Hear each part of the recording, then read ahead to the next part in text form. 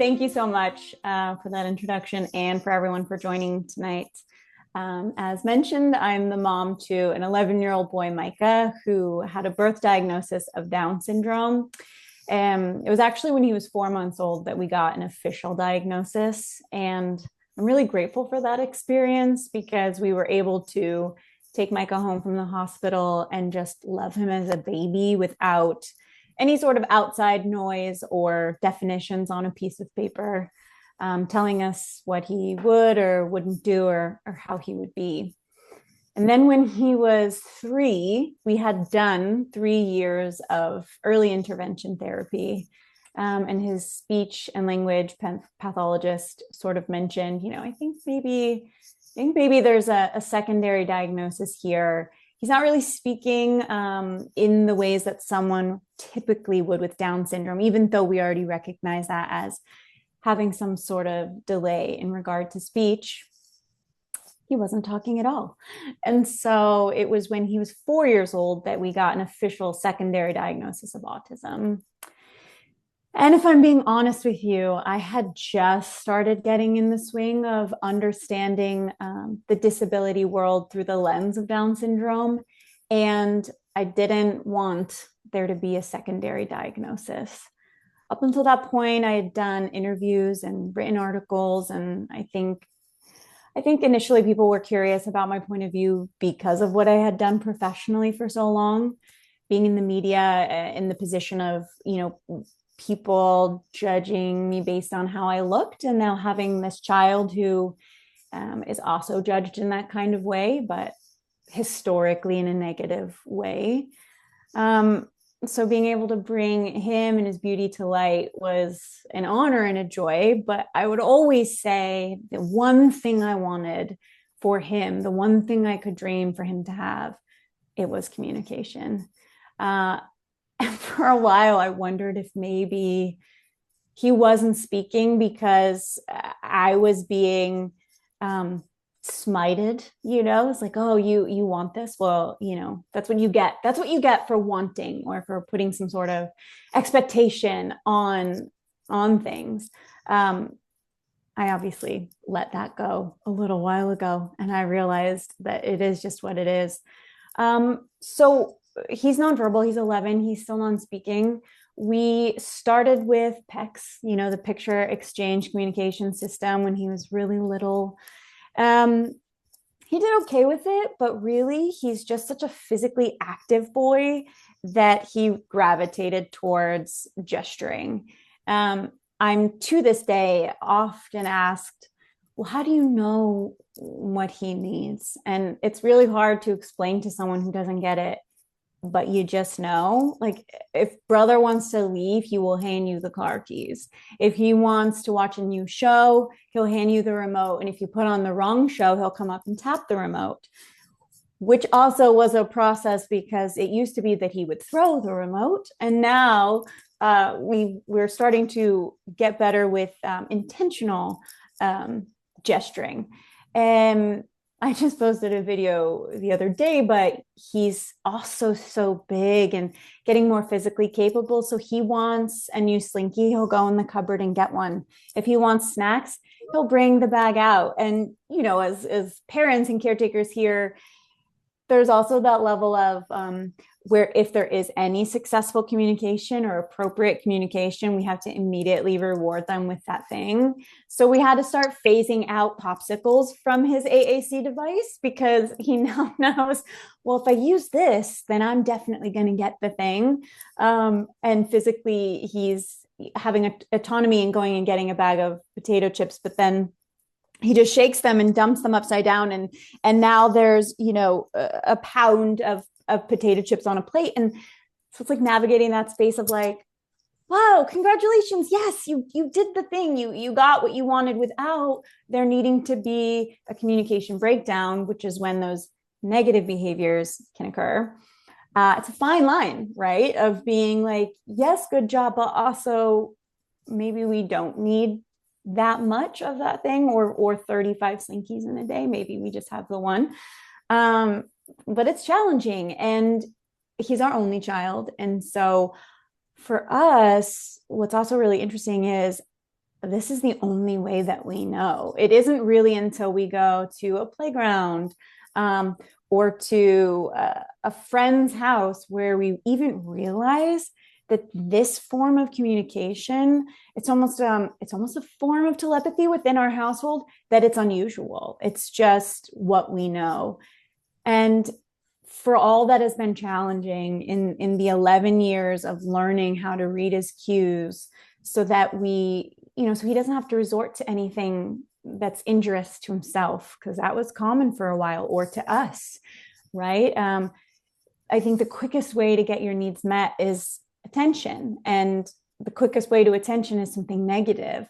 And so to avoid the scratching and the hair pulling and him throwing himself to the floor, you really have to slow down and tune in. And especially in this fast-paced world where it's so easy to get lost in your phone, especially in a quiet space. Like, I don't have a kid telling me the same story about a truck 30 times over that is requiring my immediate eyes. So it's easy to just, oh, he's here quiet, he's watching a show, or he's playing with his fidget, to kind of wander into my phone.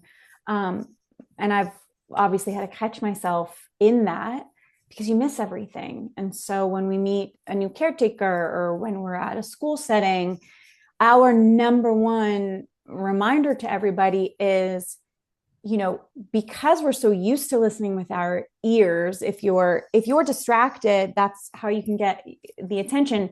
And so for Micah, that's going to be pulling on your arm if you're not paying attention. That's going to be throwing a book at your face if you're not paying attention, because that's the only way that he has to access you. So it's really important to watch him.